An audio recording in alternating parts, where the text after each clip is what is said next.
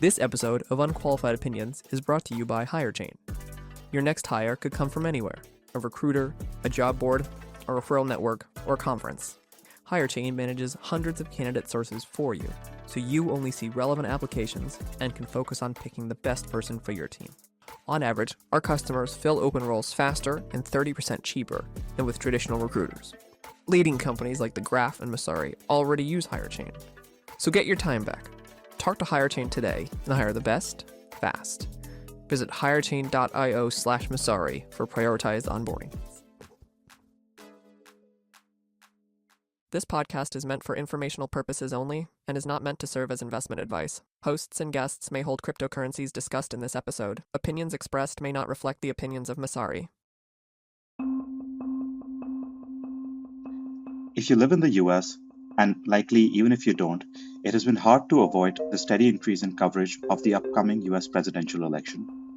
This is certainly true if you follow crypto closely, for reasons that are obvious if you follow a founder of a certain crypto market intelligence company. It's a really crazy time that we are living through these past few weeks. We have Trump aggressively courting the crypto vote. We have the Biden administration softening on key policies. We have House Democrats even voting in support of Fit 21. So really a lot going on.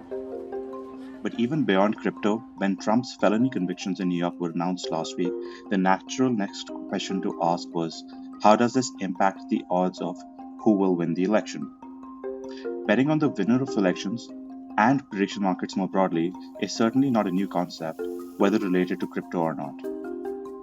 These markets always see an increase in news in an election year, and given the timing of their launch and market maturation, crypto-native prediction market platforms will almost certainly continue to see all-time highs in user activity this year.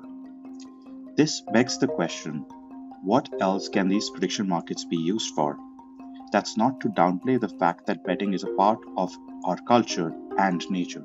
But since these crypto-based prediction markets are unique in their design, they can potentially have wider-reaching implication for news, AI, and polling. And given the expected dramatic increase in usage over the next few months, some platforms may begin to have enough scale to realize these new use cases and face a decision point in how they want to grow. I'm Kunal Goel, and here's the story.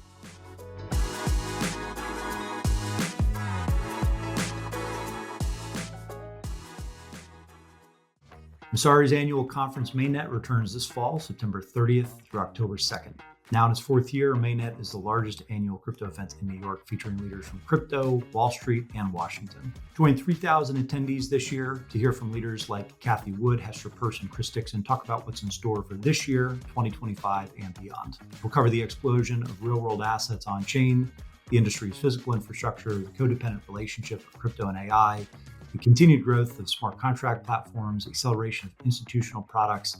We've got it all. Mainnet's your opportunity to meet hundreds of projects shaping the future of crypto and the institutional investors and capital allocators helping to fuel their development. You can enjoy a 20% discount using discount code MessariPod when registering at mainnet.events.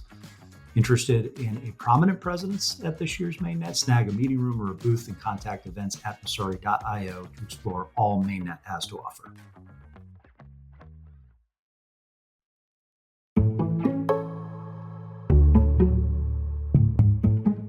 Hey Kunal, how's it going?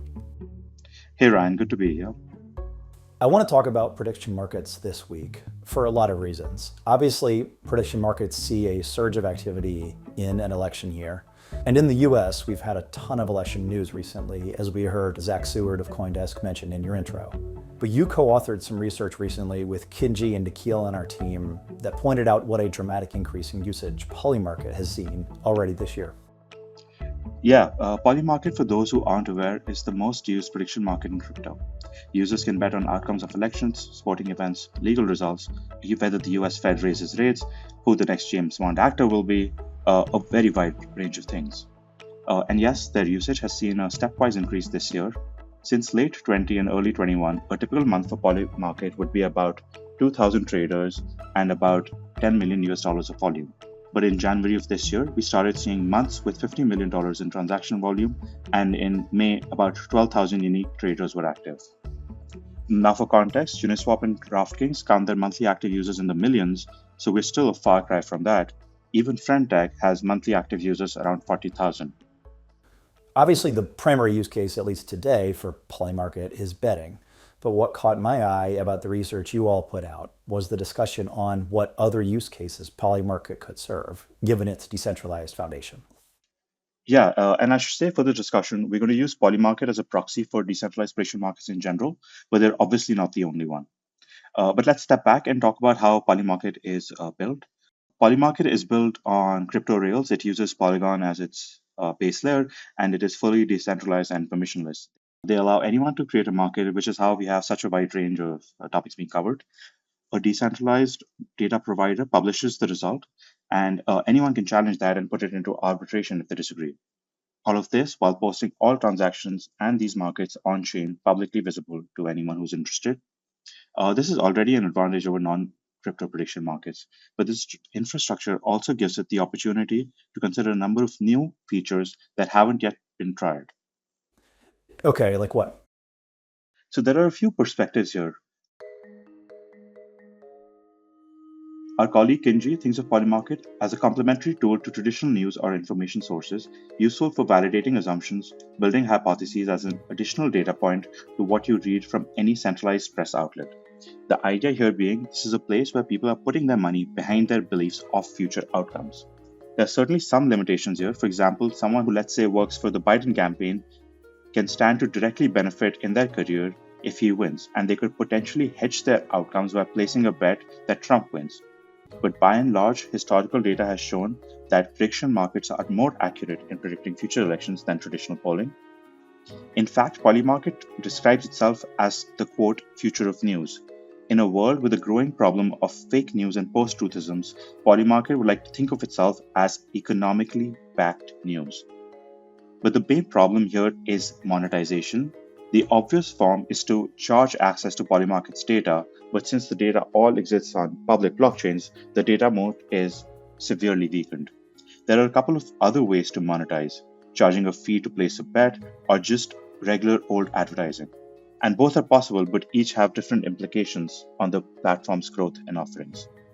Kinji's sense is that Polymarket will have to get creative with this, and I agree. I don't like rent-seeking revenue models, and ads aren't cool. So we'll have to think of something different. Okay, what's Nikhil's perspective? Our colleague Nikhil takes an AI-based approach. His perspective is that as AI agents get more efficient at developing trading and betting strategies, the types of markets that appear and grow on Polymarket may change. Right now, with the vast majority of users being human, prediction markets benefit from the wisdom of crowds. But as the topic for a market becomes more specific, fewer people and fewer dollars are spent on that market. From the perspective of Polymarket's broad vision as a provider of information, this low liquidity may be a major barrier. But an AI agent would be able to more easily include these niche markets in their trading strategies, driving up liquidity in these markets, which would increase their usefulness as an accurate forecasting tool. I agree with Nikhil that Polymarket may benefit from the growth of AI agents, but it is still quite early to have much confidence on how and when this will transpire.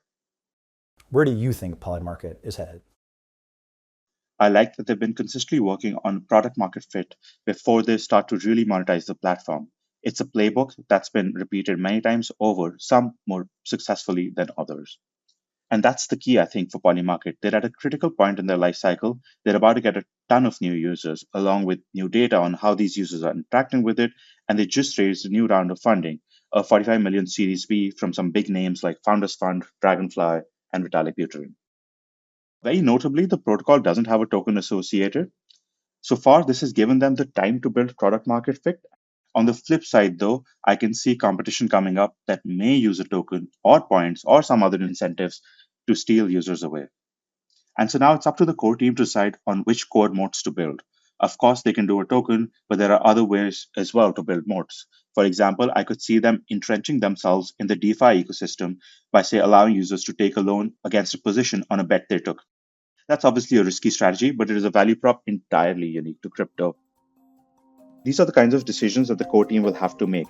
And if they can continue to make them, specifically around how to monetize the platform, While protecting against competitors, Polymarket has a chance to not only become a highly popular piece of social culture as a betting platform, but also as a highly unique and differentiated tool for good, and a clear demonstration of one more killer use case for crypto.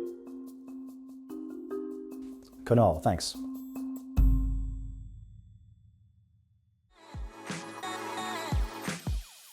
This episode was written and produced by Steve Bichimer, based on the Going Polymarket piece written for Messari Pro by me, Kinji Steinmetz, and Nikhil Chaturvedi in May 2024. To read more about prediction markets, Polymarket, and which of their potential use cases may catch on, please consider subscribing to Messari Pro at messari.io.